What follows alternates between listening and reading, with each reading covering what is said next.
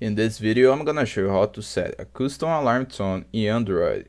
It is very quickly and very easy, okay? The first thing you need to do is come to Clock app on your phone. So you need to find Clock app and click on top. After doing that, you need to select the alarm that you want to change the alarm tone, okay? So click on top and you will see this option, alarm sound.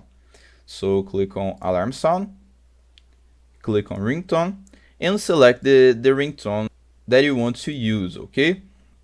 If you want to add another ringtone, you come to this plus button and you will see all the music that you have on your phone, okay? So select the music and click on done right here.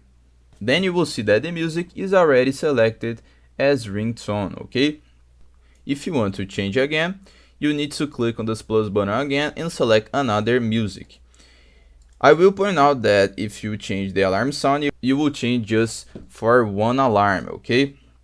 So if you want to change in another alarm, you come again and select another alarm sound or the same alarm sound that you want to use, okay?